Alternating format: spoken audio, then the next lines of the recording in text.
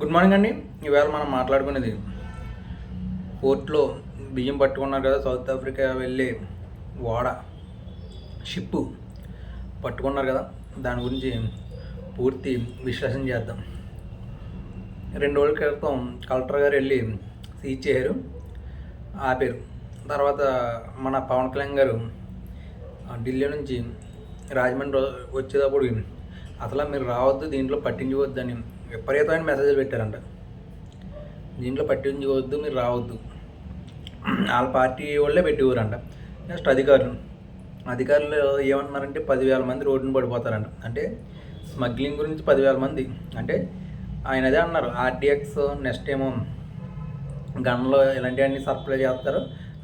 ఇలా iPhone black పీసులు కానీ ఇలాంటివన్నీ వస్తున్నాయంటే ఇలా స్మగ్లింగ్ ద్వారా వస్తుంది.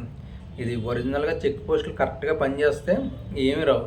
చెక్ పోస్టులు కరెక్ట్గా పనిచేయట్లేదు కాబట్టి ఇవన్నీ బయటకు వస్తున్నాయి. ఈవేళ వైసీపీ అధికారంలో ఉంటే అక్కడ ఉండి రేషన్ బియ్యం కొనేవి ఉంటాయి కదా, ఆ సంస్థలో ఆ పోర్ట్లో అవి వైసీపీ అధికారంలో ఉన్నా సరే, టీడీపీ అధికారంలో ఉన్నా సరే వాళ్ళ పెత్తనం చలాయిస్తూ ఉంటారు. ఎందుకంటే ఎవరి మామూలు వాళ్ళకి వెళ్ళిపోతాయి. ఇలా అందరూ శుద్ధపూసలే. ఎందుకంటే ఎవరి డబ్బు వాళ్ళకి వెళ్ళిపోద్ది. ఇప్పుడు అధికారం ఎవడన్నా సరే ఆ డబ్బు వెళ్ళిపోద్ది. ఎందుకంటే అన్నీ పోను 3 కోట్లు మిగులుతుందంట. ఇలాంటి బిజినెస్ చేస్తే నెలకు 3 కోట్లు మిగులుతుందంట. అలాంటిదప్పుడు ఈ బిజినెస్ని ఎవరు వదులుతారు? ఇవాళ రేషన్ బియ్యం ఒకటి, రేషన్ బియ్యం ఒరిజినల్ గవర్నమెంట్కి పడేది ఒకప్పుడు అయితే 32 రూపాయలు పడుతుంది. ఇప్పుడున్న ప్రజెంట్ రేట్ మాత్రం 43 రూపాయలు పడుతుంది. అక్కడ రేషన్ షాప్ కాడికి వెళ్ళి ఈ రోజుల్లో రేషన్ బియ్యం షుగర్ విషయంలో కొంతమంది తింటున్నారు, కలుపుకుని మిక్స్ చేసి తింటున్నారు. కానీ ఒరిజినల్గా అయితే తింటలేదు. ఈ రేషన్ బియ్యం ఏం చేస్తారంటే మిల్లుకి అమ్ముతారు. 18 రూపాయలకి 20 రూపాయలకి అట్లా కొంటారు. 17 రూపాయలు కొంటారు, లేదా 16 రూపాయలు కొంటారు. మిల్లులకి అమ్మితే ఆ మిల్లులు పాలిష్ చేసి అలా బ్రాండ్ వేసి అది మార్కెట్లో 50 రూపాయలు 55 రూపాయలు అన్నాం. అదే బయట సౌత్ ఆఫ్రికా, కెన్యా, కాంబోడియా ఇలాంటి దేశాలు పంపించాలంటే అది 75 నుంచి 80 రూపాయల దాకా ఉంటుంది. అంటే ఇంత రేటు వస్తుంది. కాబట్టి ఒక షిప్పు నెలకు ఒక షిప్పు లోడ్ చేయగలిగే సామర్థ్యం ఉంటే ఆ కంపెనీలకి గ్యారంటీగా 3 కోట్లు వెనకేసి ఉన్నట్టాడు. అంత డబ్బు వచ్చినప్పుడు వదలరు కదా. లాస్ట్ టైము 260 టన్నులు పట్టుకున్నారు నాదెండ్ల మనోహర్ గారు.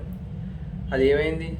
కేంద్రంలో ఉండే వ్యక్తులు అది సీజ్ చేయకుండా, అది మాత్రం దూరంపూడి చంద్రశేఖర్ రెడ్డి గారి అని మీడియాలో వచ్చింది. అది కూడా కరెక్టే. కానీ ఇప్పుడు పట్టుకున్నది మాత్రం దూరంపూడి చంద్రశేఖర్ రెడ్డి గారిది కాదు, ఎవరో బయట వ్యక్తులది అది. కానీ ఆ తర్వాత ఎందుకంటే ఆ షిప్ వెళ్ళిపోవాలి, ఎందుకంటే పర్మిషన్లు ఉంటాయి, అన్ని పర్మిషన్లు ఉంటాయి, షిప్ వెళ్ళిపోద్ది. కాబట్టి మనోహర్ గారు పట్టుకున్నా సరే అది సెంట్రల్ గవర్నమెంట్లో హోంశాఖలో ఉన్న వ్యక్తులు ఎంపీ ద్వారా జాగ్రత్త మేనేజ్ చేసి ఆ షిప్ని జాగ్రత్త పంపించేది. ఇప్పుడు కూడా పవన్ కళ్యాణ్ గట్టిగా పట్టుకుంటేనే ఇది ఆగుతుంది. లేదు అంటే ఈ షిప్ కూడా నెక్స్ట్ మంత్ ఈ రోజుల్లో షిప్ సౌత్ ఆఫ్రికా వెళ్ళిపోద్ది. అంటే సీజ్ చేయరు, కలెక్టర్ గారికి చెప్పారు సీజ్ చేయరు 2 డేస్ బ్యాక్. అలాగే చంద్రబాబు నాయుడు గారు కూడా, పవన్ కళ్యాణ్ గారు కూడా వెళ్ళారు, లేకపోతే సీజ్ చేయమన్నారు. ఈ బియ్యం అక్కడ మెయిన్ టీడీపీ అయినా సరే వైఎస్ఆర్సీపీ అయినా పెత్తనం మారుతుంది. టీడీపీ ఉంటే టీడీపీ ఉంటుంది, వైసీపీ ఉంటుంది. కానీ ఈ సీజ్ చేసి ఈ బియ్యం సీజ్ చేయని బియ్యం 100% జనాల దగ్గర కొని పాలిష్ చేసి మిల్లర్లో మంచి నీట్గా చేసి బ్రాండ్ మార్చి బ్రాండ్ సొంతంగా చేసి అవి మూవ్ చేస్తారు. అలా మనకు సెంట్రల్ గవర్నమెంట్ ఇచ్చి రేషన్ బియ్యమే ఇది పాలిష్ చేసి ఇవన్నీ చేసి పంపిస్తారు. దీంట్లో మెయిన్ అన్ని పెద్ద తలకాయలు ఉంటాయి. ఈ షిప్ మాత్రం ఒక మినిస్టర్ ఇయ్యంకుడు దంట, టీడీపీ మినిస్టర్ ఇయ్యంకుడు దంట. అలాగే పవన్ కళ్యాణ్ గారు కూడా ఎవరన్నా సంబంధం లేదు, ఎట్టి బస్సు చీజ్ చేయడం, ఎట్టి బస్సులు ఆపండి అన్నారు. ఇది గట్టిగా పట్టుకుని ఉంటేనే పవన్ కళ్యాణ్ గారు ఇది ఆపగలరు. ఇది ఎందుకంటే స్టేట్ కాదు, పోర్టులు, ఎయిర్పోర్ట్లు కానీ రైల్వేలు కానీ అన్నీ కూడా సెంట్రల్ గవర్నమెంట్ ఆధీనంలో ఉంటాయి.